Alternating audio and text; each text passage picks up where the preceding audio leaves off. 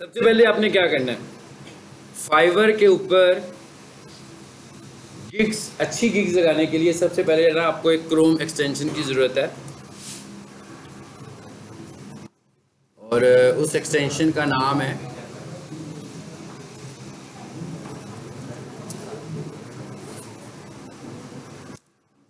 जी, एक तो आपने फाइवर का अकाउंट साइन अप करना है। तो जब हम फाइवर का अकाउंट साइन अप करेंगे तो हमारे पास दो ऑप्शन आएंगे। एक ऑप्शन में आप बायर हैं और एक ऑप्शन में आप सेलर हो। यानी एक में आप किसी से सर्विसेज खरीद रहे हो और एक में आप सर्विसेज बेच रहे हैं। ठीक है, तो आप तो सेलर बनना चाह रहे हैं, आप सर्विसेज सेल करना चाह रहे हैं, लेकिन सर्विसेज सेल करने से पहले आपको बायर भी बनना पड़ेगा थोड़ी देर के लिए, ताकि आप थोड़ा सा केस स्टडी कर सकें, समझ सकें कि भाई बायर्स क्या बाय करना चाहते हैं और उसके अगेंस्ट सेलर कैसे चीज़ें बेच रहे हैं, ताकि आप भी उसी तरीके से चीज़ों को सेल करो। इसके लिए आपने सबसे पहले काम क्या करना है कि गूगल क्रोम एक्सटेंशन का क्या नाम है, फाइवर क्विक व्यू। आपने फाइवर क्विक व्यू को इंस्टॉल कर लेना है। ठीक है, ये एक्सटेंशन कैसे इंस्टॉल होगी ज़रा ये स्टेप्स देख लें।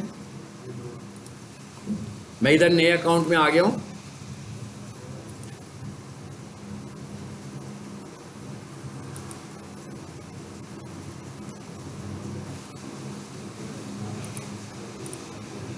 ये मैं लिख रहा हूँ फाइवर।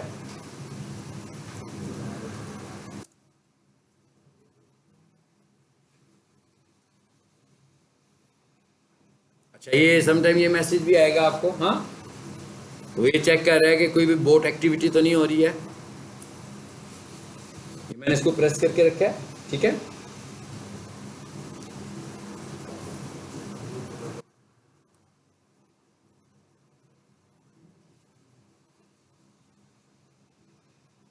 जी, फाइवर पर आ गया सीधा। तो ये ब्लॉक का मतलब ये नहीं होगा कि उसने आपके कंप्यूटर को ब्लॉक किया होगा। इसका मतलब है वो ये चेक कर रहा है कि आप बोट एक्टिविटी तो नहीं, कि ऑटो जनरेटेड एक्टिविटी तो नहीं हो रही है। तो इस तरह करने से उसको फील होगा कि ये ऑटो जनरेटेड एक्टिविटी नहीं है। अब यहाँ पर हम क्या लिखेंगे जी, मुझे कौन सी एक्सटेंशन चाहिए सबसे पहले, फाइवर क्विक व्यू के नाम से। सो मैं यहाँ लिखता हूँ Fiverr quick view Chrome extension. ये टाइप करना है आपने। मतलब ये कोई सॉफ्टवेयर नहीं है, ऐसा नहीं है कि आप लैब में जाएं उनसे कहें आप हमें फाइवर क्विक व्यू का सॉफ्टवेयर दे दो या सीडी से खरीद लें इसकी। ये गूगल की एक्सटेंशन है जिसको आपने डायरेक्ट गूगल से ही ले लेना है। ठीक है, तो अब मैं जैसे ये टर्म लिखी है तो आप देख रहे हो ऊपर आ गया फाइवर क्विक व्यू लिखा हुआ। ठीक है, अब आप यहाँ पर आओ और इस पर क्लिक करो।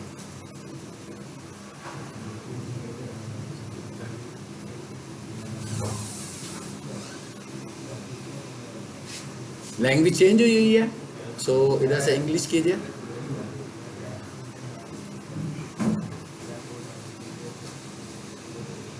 नीचे क्या ऑप्शन आ रहा है, ऐड टू क्रोम। इसका क्या मतलब होगा कि आप इस एक्सटेंशन को क्रोम में ऐड करना चाह रहे हैं। तो यहां से हम क्या कर देते हैं, add to Chrome, add extension. अब आप ये नीचे देख रहे हो लिस्ट, एक व्यू नजर आ रहा है आपको स्क्रीन पे। बेसिकली ये क्या है, ये कीवर्ड नजर आ रहे हैं आपको कि जब आपने अपनी गिग लगानी होगी तो ये एक्सटेंशन आपको रिकमेंड करेगी कि आप कौन से कीवर्ड्स को इस्तेमाल करो, रिकमेंडेशन में देगी ताकि आपकी गिग ज़्यादा इंप्रेशंस ले। ठीक है, इंप्रेशंस क्या होते हैं अभी मैं इसको थोड़ा सा एक्सप्लेन भी करता हूँ। तो यहाँ पर क्या लिखा हुआ आ गया जी कि ये आ गई है, इसको स्टार्ट करो। यहाँ पर क्या कर रहा है वो आपसे ईमेल पूछ रहा है आपका, तो यहाँ पर हम इसे अपना ईमेल देंगे।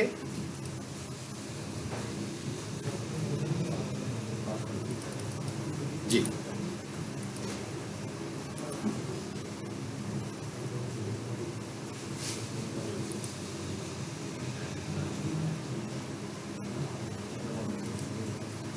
छोड़ दो इसको, इस पर आए ऊपर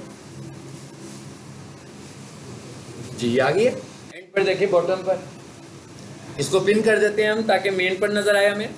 ये पिन का बटन है। जी ठीक है। अच्छा, अब हमने ये फाइवर पर हम आ गए हैं। सबसे पहले क्या आ रहा है, ये फाइवर का साइन अप हो रहा है। हाँ, ये फाइवर का साइन अप होने लगा है। तो सबसे पहले वो क्या पूछ रहा है, कंटिन्यू एज, मतलब जिस ईमेल के साथ मैं हूं उसके मुतालिक मुझे कह रहा है कि आप इसी अकाउंट से कंटिन्यू करना चाहते हैं। मैं कहता हूं यस।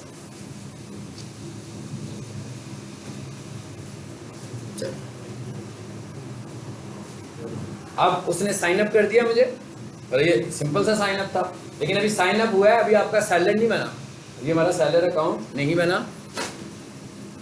तो ये क्या लिखा हुआ आ रहा है, स्विच टू सेलिंग। इसका मतलब ये हुआ कि जब आपने अपने सेलर अकाउंट पे जाना होगा तो आपने स्विच टू सेलिंग पर जाना। जैसे ही आप स्विच टू सेलिंग पर जाएंगे तो वो आपसे प्रोफाइल बनवाएगा आपके सेलर अकाउंट के तौर पर, जिसमें आपको सारा अपना डाटा उसे कुछ प्रोवाइड करना है। ठीक है, ज़रूरी नहीं है कि हर तरह की, जैसे वो सीवी के ऊपर पूरी क्वालिफिकेशन लिखी होती है, ठीक है, थोड़ा सा मुख्तसर डाटा भी दे सकते हैं, लेकिन कुछ ऐसी इन्फॉर्मेशन है जो उसको लाजमी चाहिए होगी, वो हमें उसे प्रोवाइड करनी है। मगर उससे पहले हम क्या करने लगे हैं, उससे पहले हम ज़रा थोड़ी सी रिसर्च करने लगे। और ये नीचे देखें क्या आ रहा है, अभी हमने कुछ ढूंढा भी नहीं है, तो कुछ गिग्स हमें नज़र आनी शुरू हो गई है। ये जो आपको एड्स नज़र आ रहे हैं, इन्हीं को हम गिग्स बोलते हैं। ये जो हम एड देख रहे हैं, बेसिकली ये क्या है, यही हमारी गिग्स है। ठीक है। अच्छा, अब मैं कहता हूं कि मुझे कौन सा काम चूज करना है। ये ऊपर कैटेगरीज आ रही हैं जी, ये है ग्राफिक्स।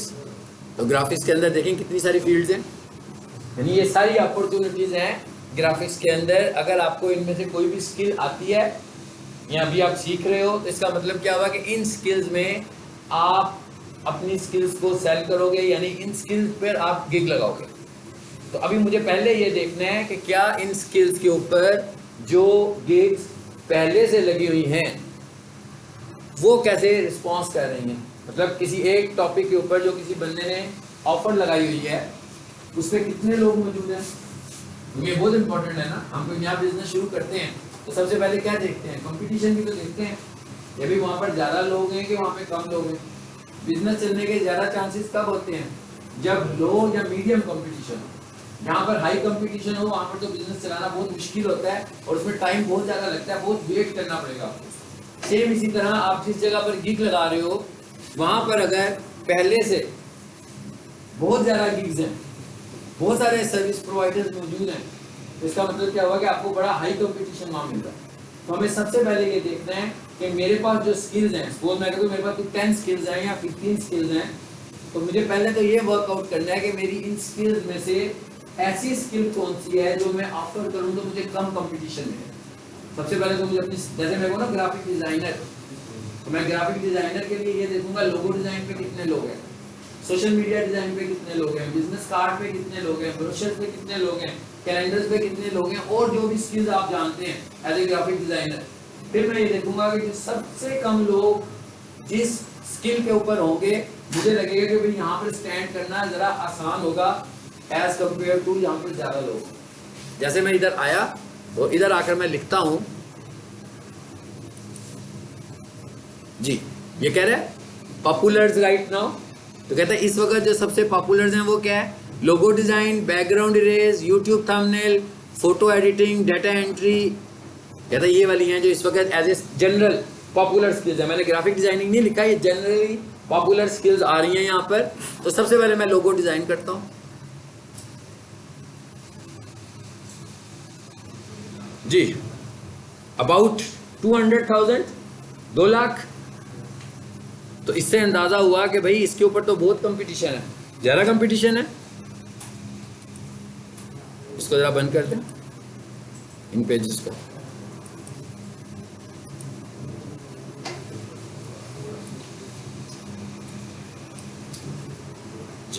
अब ज़रा नीचे आकर देखें, यानी अब हमें ये अंदाज़ा हो गया कि बेशक हम ग्राफिक डिज़ाइनर हैं, लेकिन अभी तक हमने किसी को सर्विसेज तो दी नहीं है। तो ऐसी जगह पर जहाँ पर 200,000 सर्विस प्रोवाइडर्स मौजूद हैं पहले से ही, और जब मैं नीचे आकर देखता हूँ तो पहले कोई जब मैं देख रहा हूँ, अच्छा इन पे लेवल्स भी लिखे हुए हैं, इन पे लेवल्स भी लिखे हुए हैं। तो इस पे लिखा हुआ है लेवल 2, तो पता लगा भाई ये लेवल 2 का है। जब आप न्यू होते हो तो आप फ्रेशर होते हो, फिर आप लेवल 1, फिर लेवल 2 और फिर टॉप रेटेड पर चले जाते हो, ठीक है। अच्छा, अब यहाँ पर नीचे लिखा हुआ है 4.9369। इसका क्या मतलब हुआ? इसका ये मतलब हुआ कि भाई इतने सारे रिव्यूज लोगों ने इनको दिए हुए हैं। रिव्यूज का क्या मतलब है? रिव्यू कौन देगा? जो सर्विस लेगा। जो सर्विस लेगा जरूरी नहीं सारे रिव्यूज दें, हो सकता है सारों ने दिया हो, लेकिन ये कोई शर्त नहीं है कि जब आप बंदा कोई सर्विस लेता है तो उसको सारे के सारे ही रिव्यूज कर दें, ठीक है। हो सकता है कुछ लोगों ने रिव्यू किया हो सकता है सारे लोगों ने रिव्यू किया हो। तो अब हमें यहाँ से ये पता लग रहा है कि कम से कम 369 लोग तो ऐसे हैं जिसने इससे सर्विस ली होगी, इसलिए कि 369 लोगों ने इसको रिव्यू किया। और इसको रिव्यू क्या मिला हुआ ये भी देखो, 4.9। आप देख रहे हैं मोस्टली इसी पर है, क्योंकि हमें रिव्यू को नीचे लेकर जाएंगे तो हम फाइवर की बैक बुक्स में आएंगे। और रिव्यू नीचे कब आएगा? जब आप अच्छी सर्विस प्रोवाइड करेंगे। जब कोई बंदा आपसे कोई गिफ्ट परचेज करेगा तो यहाँ तो आप उसको डिलीवर नहीं करोगे, यहाँ आपको पुअर डिलीवरी दोगे, यहाँ बीच में इसे छोड़कर चले जाओगे, यहाँ डिले करोगे। तो ये सारी चीज़ें ऐसी हैं जिसकी वजह से वो आपको पुअर समझेगा कि भाई ये तो सही तरीके से रिजल्ट नहीं कर रहा, वो आपको इस तरह बैड रिव्यू देकर जाएगा, ठीक है।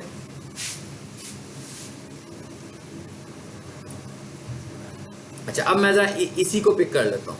अब इसमें क्या आ रहा है? अब हम अगर अपने आप को कंसीडर करें, हम कहते हैं भाई हमने भी गिग लगाई, जैसे मैंने कहा कि मैं आप लोगों से 7 गिग लगवाऊंगा, ठीक है। तो आप लोगों ने भी गिग लगाई है।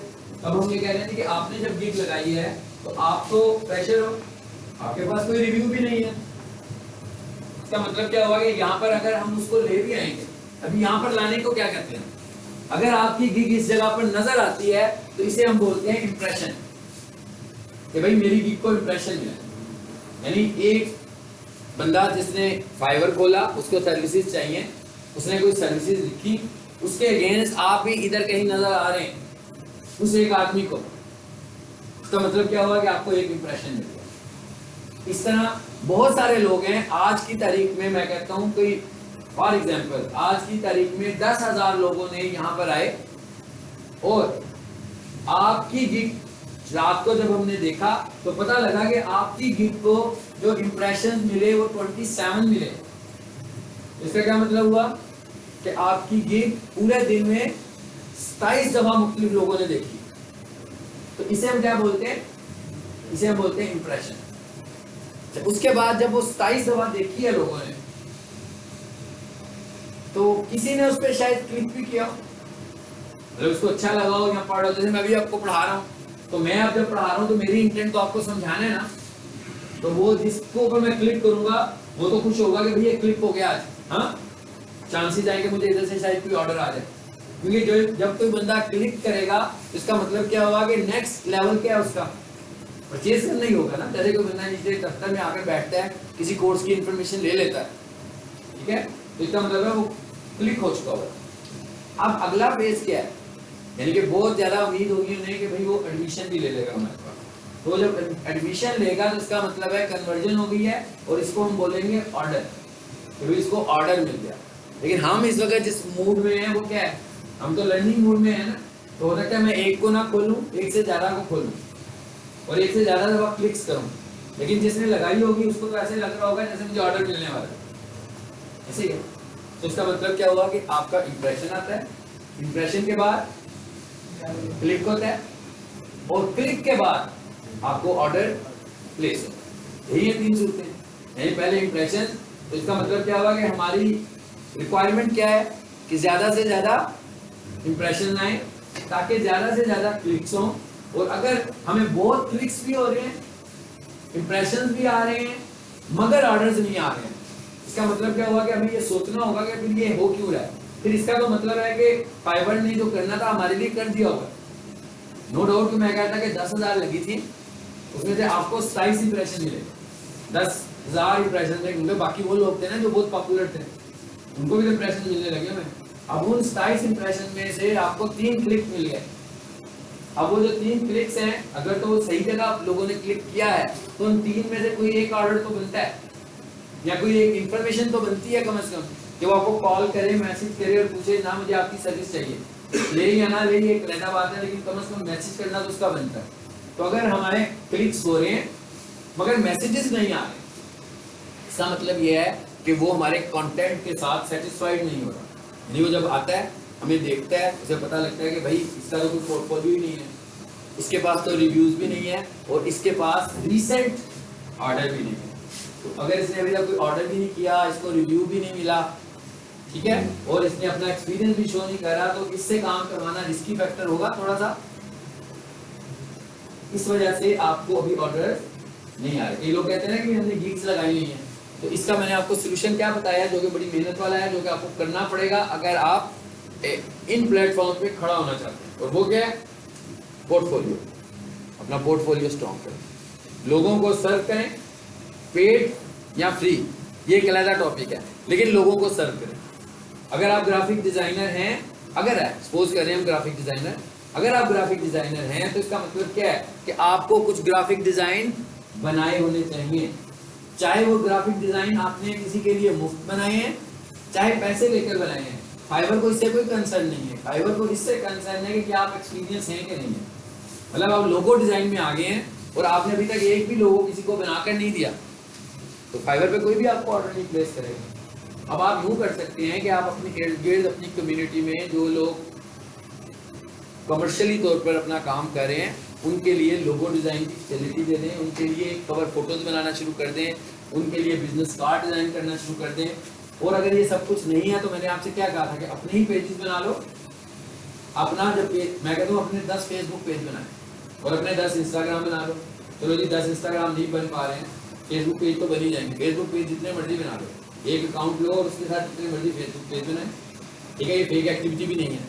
डिफरेंट ब्रांड्स के साथ, डिफरेंट टॉपिक्स के साथ, डिफरेंट कैटेगरीज के साथ।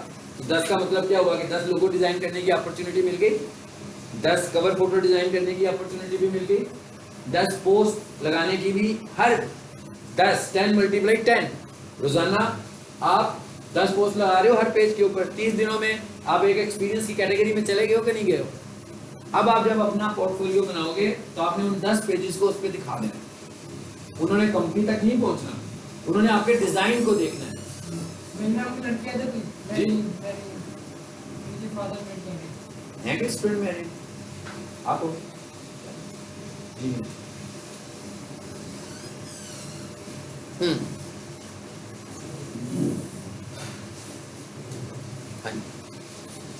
इसका मतलब क्या हुआ कि सबसे इम्पोर्टेंट चीज क्या है। और पोर्टफोलियो का मतलब ये भी नहीं है कि भाई लोग तो हमसे काम लेते ही नहीं है, तो अगर हमसे लोग काम नहीं ले रहे तो भी हम क्या करें, हमें खुद से काम करना पड़ेगा।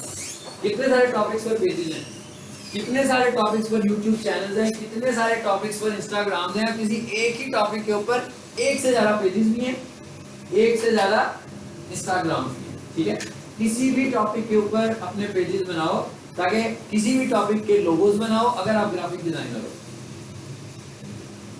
जब तक आपका पोर्टफोलियो, अब अगर हम ये कहें ना आप तो माइक्रोसॉफ्ट वर्ड के स्पेशलिस्ट हो, तो हम कहेंगे कि भाई सीरीज बनाओ, मुख्तलिफ सीरीज बनाए और मुख्तलिफ कंट्रीज के हिसाब से रिसर्च करके सीरीज बनाओ कि भाई पाकिस्तान में सीवी लोग एवरेज सीवी कैसा होता है, इंडिया में एवरेज सीवी कैसा होता है, कनाडा में एवरेज सीवी कैसा होता है। उस तरह के सीरीज डिजाइन करें और उसको अपने पोर्टफोलियो में दिखाएं, ताकि जब कोई बंदा सीवी बनवाना चाह रहा हो तो उसको पता होगा भाई ये इस तरह के सीरीज बना लेगा मेरे लिए। तो अगर आप किसी को खोज रहे मुझसे सीरीज बना लो और सीवी वही हमारा वो पुराने स्टाइल का सीवी हो, सिंपल सा, हाँ, एक तस्वीर लगी हो और सिंपल टाइपिंग हुई हो, एक ही स्टैंडर्ड फॉर्मेट हो, जो कि पॉपुलर फॉर्मेट भी ना हो, तो इसका मतलब है वो कहेगा भाई ये कोई स्पेशलिस्ट नहीं है सीवी मेकिंग का। इसका मतलब हमें सबसे पहला फोकस किस पे करना है, पोर्टफोलियो पे करना है। दूसरा हमें किस चीज़ पे फोकस करना है कि हम जिस काम को ढूंढने लगे हुए हैं, हमें ये भी देखना है कि हम जिस काम को ढूंढ रहे हैं उसका हमारे पास कितनी अपॉर्चुनिटीज मौजूद है। इस पे मैं क्लिक कर देता हूँ किसी एक पे, अब जरा देखते हैं। अब आप देखें जरा यहाँ पर क्या आ रहा है। इसकी मैंने आपको एक साइंस भी बताई थी, क्या बजाय इसके कि हम लोगों पर इन्वेस्ट करें, कई लोग होते हैं आखिर में डिसअपॉइंट होते हैं कि भाई हमें तो ऑर्डर्स नहीं मिल रहे, क्या करें, छोड़ देते हैं। या फिर उन्हें फेसबुक पे बहुत सारे लोग ऐसे मिल जाते हैं, कहते हैं हमें पैसे दो हम आपको गिग रैंक करवा देते हैं। एक और चीज़ याद रखिएगा, गिग रैंक कराने का मतलब क्या होता है, कोई भी गिग, कोई भी, चाहे वो एक्सपर्ट बंदे की हो तो चाहे वो ऑर्डिनरी बंदे की हो, कोई भी गिग ज़्यादा से ज़्यादा 10 दिनों के लिए रैंक होती है। और अगर आपने अपनी गिग को ऑप्टिमाइज कर लिया तो आपकी गिग भी 10 दिनों के लिए रैंक होगी। तो इसका मतलब अगर आपने किसी को पैसे दिए तो भी आपकी गिग 10 दिनों के लिए रैंक होगी, इससे ज्यादा दिनों के लिए तो रैंक नहीं हो सकती। वंस रैंक होगी उसके बाद दोबारा उसने रैंक भी नहीं होना, ठीक है। फिर इसका मतलब क्या हुआ, नई गिग पे जाना पड़ेगा, फिर नई गिग लगाओगे, फिर उसके चांसेस होंगे रैंक होने के। तो इसका मतलब हमें पैसे देकर गिग रैंक तो नहीं करवानी। हाँ, हमें गिग लिखने की पूरी साइंस आनी चाहिए कि एक ऑप्टिमाइज गिग कैसी होती है जो कि रैंक हो सकती है, वो हम सीखेंगे कि वो कैसे लिखनी है हमने। तो अगर वो रैंक नहीं हो रही है उसकी रीजंस पे जाना है, उसकी रीजंस हमने समझ ली है, रिव्यूज, ऑर्डर्स, यही चीजें समझिए ना, रिव्यूज समझे और ऑर्डर समझे। यहाँ पर देखें जिस गिग को मैंने खोला है इस पे क्या आ रहा है, 369 रिव्यूज, 4.9 का स्कोर है। कोई भी इसको देखेगा तो वो कहेगा इट्स फाइन, अच्छा रिस्पॉन्स है इसका। उसके बाद आगे क्या लिखा हुआ है, 1 ऑर्डर इन क्यू। इसका क्या मतलब कि इसके पास अभी एक ऑर्डर पड़ा हुआ है, ठीक है। ये भी हमें इसका पता लग गया कि भाई ये काम भी करने लगा हुआ है।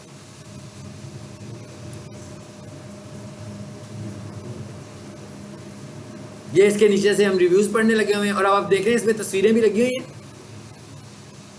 इमेजेस आ रही है ना इसके। अब ये क्या है, क्या ये लोगो डिजाइनर है? हाँ जी, लोगो डिजाइनर है ना। अब ये देखिए इसने क्या बनाए हुए हैं, लोगोज बनाए हैं। आपने भी यही काम करना है। अगर आप ग्राफिक डिजाइनर हैं तो आप ऐसे लोगो बनाएं। और उसने क्या किया हुआ, इमेज के अंदर स्क्रीनशॉट दे दिए अपने लोगोज के, ताकि कोई भी बंदा आएगा वो उसको देखेगा, अगर उसको लगेगा कि भाई ये तो बड़ा क्रिएटिव लोगो डिजाइनर है तो मुझे इससे काम करवाना चाहिए, तो वो इससे काम करवाएगा जी। देख रहे हैं, इसी तरह आपने अगर ये काम नहीं किया तो फिर आप सक्सेसफुल नहीं हो सकते हो किसी भी फ्रीलांसिंग प्लेटफॉर्म पर, क्योंकि फ्रीलांसिंग प्लेटफॉर्म ने आपसे क्या पूछना है, फ्रीलांसिंग प्लेटफॉर्म ने आपसे पूछना है कि आपने किया क्या हो। अगर आप उसे अपना काम नहीं दिखा सकते तो इसका मतलब क्या हुआ कि वो आपको बिल्कुल कंसिडरेशन में नहीं लाएगा, ठीक है। अब आ जाते हैं वापस। जी सुना जाए।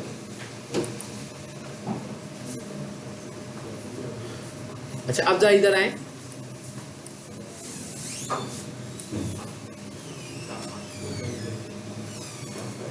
जी जरा ये देखें मैंने क्या लिखा है, सीवी लिखा है। स्क्रीन पे देखें, professional CV design, CV maker. पहले मैं इस पे क्लिक करता हूँ, ये 3 वर्ड्स का है, जरा बड़ा है तो ज्यादा मैसेज इसमें ज्यादा डिलीवर हो रहा है, इस पे हम क्लिक करते हैं। अच्छा, अब आप देखें जरा, कंपटीशन कम हुआ 20,000। अब उसने देखे तस्वीर में क्या दिखाया हुआ, ये भी देख लें। अब आपको देखें यहाँ से भी आइडिया मिल रहा है, जिन लोगों ने सीवीज बना के काम करना है सिर्फ, वो क्या करें, सबसे पहले सीवीज की गिग्स पे जाएं। आप एक काम और भी कर सकते हैं, लर्न करने का एक तरीका और भी है, आप बायर बन जाएं और जो आपको एक्सपर्ट बंदा लग रहा है उसको क्यूरी कर दें कि जी मुझे सीवी बनवाना है। तो आप कैसा सीवी बनवाएं, अब आपको फील हो रहा है कि भाई आपका क्लाइंट किस कंट्री का होगा, तो आप उसे कहें जी मुझे इस कंट्री के लिए इतने सीवीज की जरूरत है, ये मुझे बनवाने हैं। तो अगर आपका कोई सैंपल सीवी है तो मुझे भेजें, मैं देखना चाह रहा हूँ कि आपने कैसे सीवीज बनाए। आपको एक आइडिया मिल गया कि भाई सीरीज कैसे होनी चाहिए, तो आपको एक आइडिया मिलेगा ताकि आप उस तरह की सीरीज बना सकें। मतलब ये एक हमारा तरीका होता है बिजनेस करने का, कि बिजनेस मॉडल को अंडरस्टैंड करने का, कि जब भी आपने किसी बिजनेस मॉडल को अंडरस्टैंड करना हो तो आप किसी रनिंग बिजनेस के साथ थोड़े से इन्वॉल्व हो और वो देखेंगे वो ये काम कैसे करने लगेंगे, ठीक है। जैसे मैं कहूँ ना भाई मैं डिजिटल मार्केटर हूँ, तो मैंने एक डिजिटल मार्केटिंग की कोटेशन लेनी है, अगर तो मुझे नहीं पता कोटेशन कैसे रिकमेंड करना, मैं क्या करूँगा, जो डिजिटल मार्केटर है मैं क्यूरी करूँगा और उनसे कहूँगा भाई मुझे ये डिजिटल मार्केटिंग का काम करवाना है, कोटेशन भेज दो। आइडिया मिल गया, क्या आइडिया मिल गया ना मुझे कोटेशन लिखने का। मैं उसकी कोटेशन को पढ़ूंगा, 3-4 कोटेशंस को पढ़ूंगा, मुझे कुछ आइडिया मिलेगा, मैं उनको देखकर एक कोटेशन राइट कर सकता हूँ। तो फर्स्ट आइडियाज लेने के लिए हमें इस मॉडल को अडॉप्ट करना पड़ता है कि हम लोगों के बिजनेस को, जैसे कोई बंदा कहे मुझे कंप्यूटर पॉलिश खोलना है, वो क्या करेगा, लाहौर में जितने भी कंप्यूटर कॉलेज हैं सबको इंक्वायरी के तौर पर विजिट करेगा, सबके ब्रोशर्स ले आएगा, सबके फॉर्म ले आएगा, जो फॉर्म्स देंगे। और सरप्राइजली वो ये भी कह सकता है कि जनाब अपने क्लासरूम मुझे दिखाएं, बच्चों को पढ़ता हुआ देखना चाह रहा हूँ, या वो ये कि मैं ट्रायल क्लास लेना चाहता हूँ, तो ट्रायल क्लास लेगा। आप उसको स्टूडेंट्स के बिहेवियर्स, टीचर के बिहेवियर्स, क्या पढ़ाया जा रहा है, क्या चल रहा है, फीस स्ट्रक्चर क्या चल रहा है, कितना कुछ अंदाजा हो गया। अब वो जब कॉलेज खोलेगा तो उसके पास एक रोड मैप है कि भाई इस तरह होना चाहिए, ब्रोशर ये होना चाहिए, कोर्सेज ये होने चाहिए, फीसेज ये होनी चाहिए, एक ट्रायल क्लास देनी है कि 2 ट्रायल क्लास देनी है, कॉम्पिटिटर्स कैसे देने लगे हुए हैं, उसको सारी समझ में आ गई। सो उसे पूरा एक मॉडल समझ में आ गया बिजनेस का। इसी तरह आपने यहाँ पर वायर बनना है और बिजनेस का मॉडल समझना है, क्योंकि जब आपको बिजनेस का मॉडल समझ में आ जाएगा तो फिर आप एक अच्छी गिग लिख सकते हैं। तो जब तक आपको बिजनेस का मॉडल समझ में नहीं आएगा आप एक अच्छी गिग नहीं लिख सकते। तो ये अभी हमने सीवी की भी देख ली है। अब आगे जरा नीचे देखो,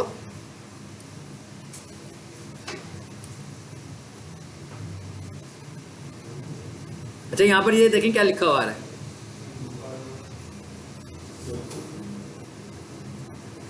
अच्छा फाइवर्स चॉइस। हाँ, ये अभी रिसेंट डेज में इसने ये चीज ऐड की है। फाइवर्स पहले क्या था, कोई लेवल नहीं था, फ्रेशर थे, फिर आ गया लेवल 1, लेवल 2, फिर टॉप रेटेड।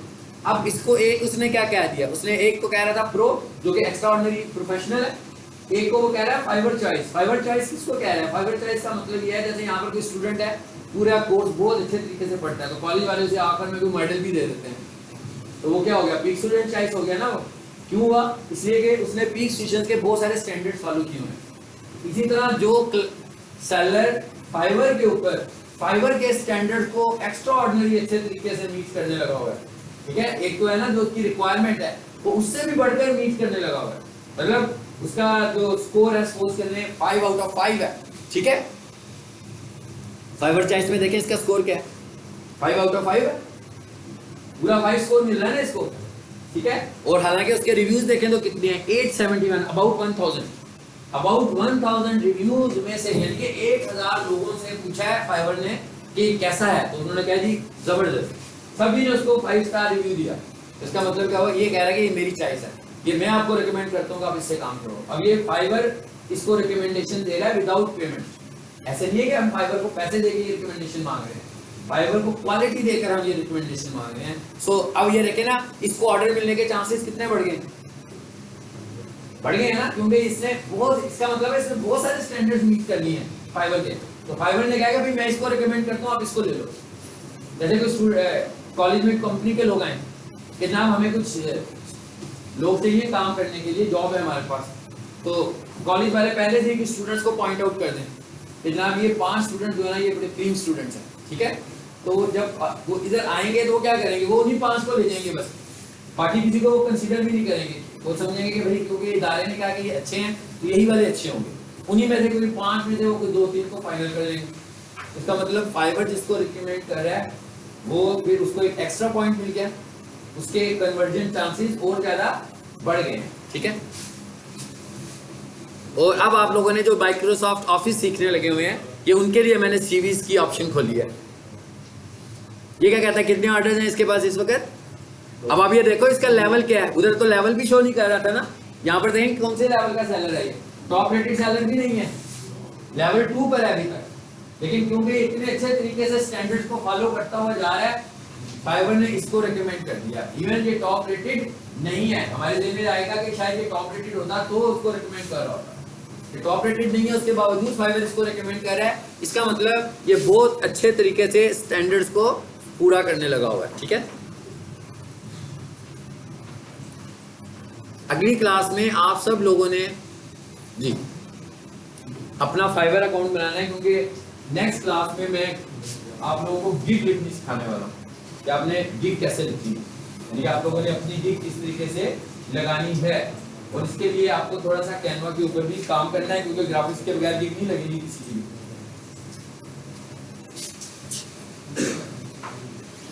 ये क्या लिखा हुआ है, स्विच टू सेलिंग, इस पर क्लिक करें जी। यहां पर भी था फाइवर,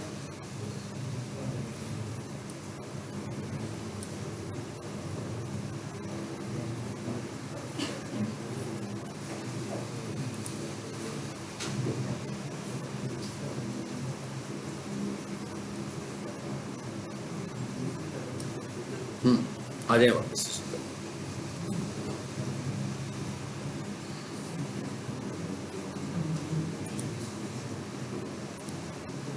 यहाँ पर जरा उसे ओपन कर लें चैट जीपीटी को।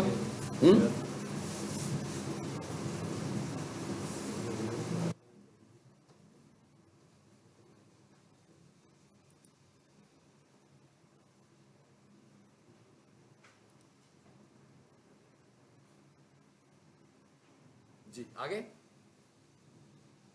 शायद किसी क्लास में पढ़ाते हुए मैंने इसे बनाया होगा, इसलिए ये अकाउंट बना हुआ है। ठीक है, आप जब यहाँ पर आओगे तो आपसे वो आपकी प्रोफाइल पूछेगा और आपकी इंफॉर्मेशन लेगा। तो उसमें कोई ऐसी इंफॉर्मेशन नहीं जो किसी और ने आपको प्रोवाइड करनी है, मतलब आपके मुतालिक सारी इंफॉर्मेशन तो आपके पास है ना, तो आपने अपने मुतालिक जितनी इंफॉर्मेशन आपके पास मौजूद है प्रोवाइड कर देनी है और सही इंफॉर्मेशन प्रोवाइड करनी है, ओरिजिनल इंफॉर्मेशन प्रोवाइड करनी है। तो उससे क्या होगा कि आपका अकाउंट क्रिएट हो जाएगा। इधर आएगा वापस, इस पे था मैं। ये क्या लिखा हुआ है, लॉगिन। साइन अप कब करोगे, जब आप पहली दफा अकाउंट बनाओगे। जब आपका अकाउंट एक दफा बन जाएगा फिर आपने क्या करना है, इसको लॉगिन करना है।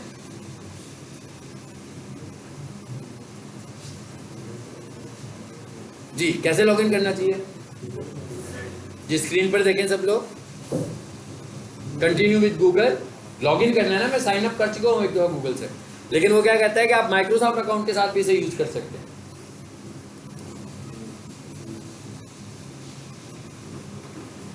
यहां से मैं इसको बताऊंगा अपने जीमेल को।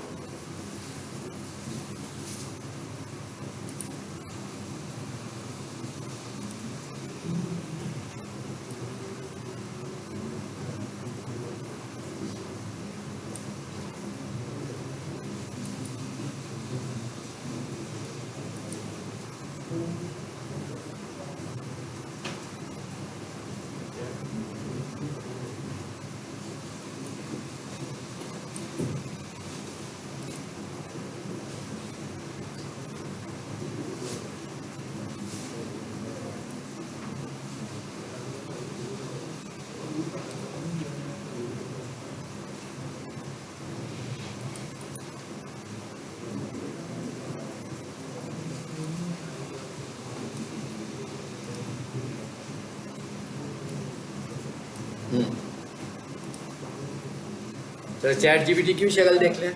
आगे चैट जीपीटी, असल में इसको हमने क्यों यूज करना है, ये आपको हेल्प आउट करेगा बहुत सारे काम करने में। जैसे मिसाल के तौर पर मैं गिग लिखवाना चाह रहा हूं।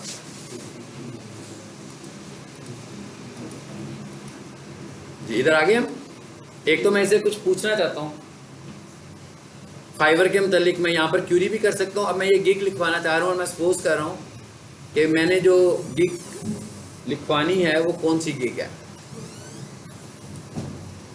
इस पर बहुत अच्छा नहीं लिखा हुआ इसलिए मैं इसको यूज नहीं करता हूँ।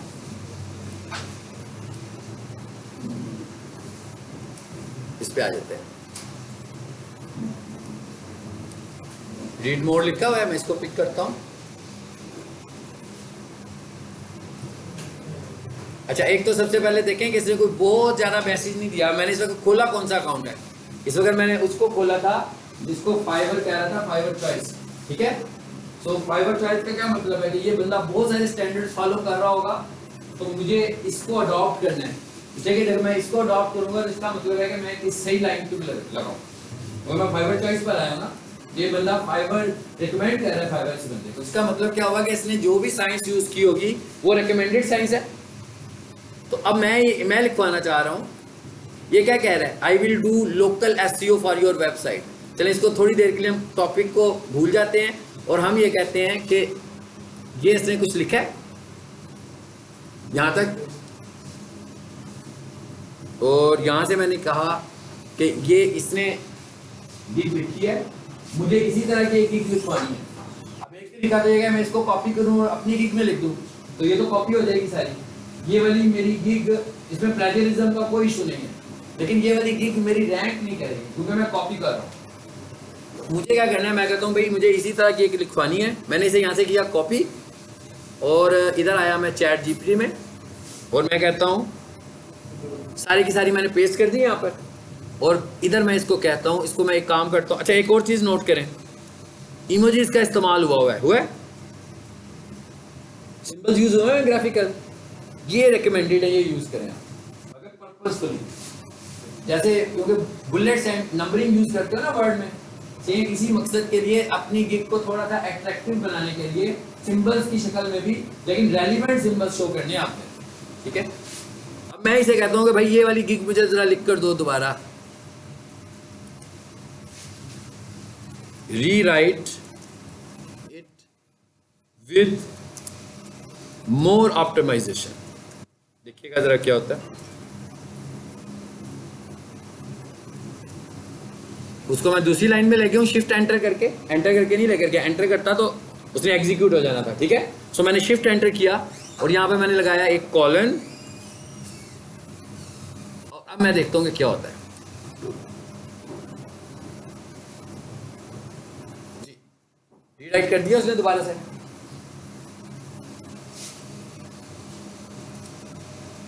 मैं कहता हूं रीराइट, अब मैं उसको ये भी नहीं बता रहा मैं उसे क्या रीराइट करवा रहा हूं इस दफा, क्योंकि मेरी उससे कम्युनिकेशन शुरू हो चुकी है, मुझे पता है मैंने इसको क्या करके दिया।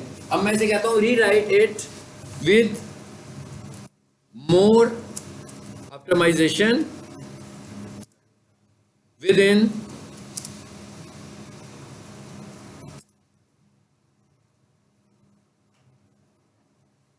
180 वर्ड्स।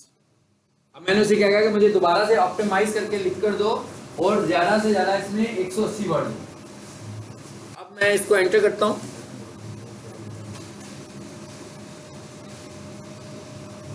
बढ़ गई कंटेंट। थोड़ा उसने मेरे लिए बढ़ा दिया, मुझे लग रहा था कि बहुत ही कम कंटेंट लिखा हुआ है तो थोड़ा कंटेंट बढ़ा लेते हैं। तो क्या हुआ, अब डिस्क्रिप्शन लिखी हुई हमारे पास आ गई। अगर आपकी इंग्लिश वीक है, आप हर तरह बार बार वीक नहीं लिख सकते, किसी से लिखवानी पड़ती है, आप कोई भी अच्छी रैंक। अब आप क्या करेंगे, या तो टॉप रेटिंग का कंटेंट पिक कर लें या आप फाइवर चॉइस पर चले जाएं। अगर आपको फाइवर चॉइस मिल जाती है तो आप उसके मॉडल को बिल्कुल फॉलो करते हुए अपनी गिग्स लिखें, लेकिन आपने उसकी कोई चीज कॉपी नहीं करनी, आपने उसकी हर चीज रीराइट करवानी है। सो ये हमें एक तरीका पता लग गया और ये हमें इसका पर्पस भी पता लग गया, पर्पस भी पता लग गया ना। अच्छा आगे मैं क्या लिखता हूं, how to get orders from Fiverr in first month. ये मैंने उसे क्वेश्चन किया।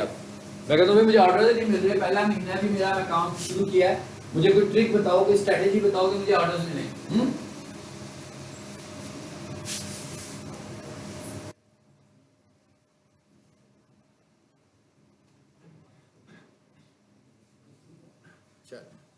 पता लग गया, पूरा उसने आपको फाइवर पढ़ा दिया क्लाइंट में।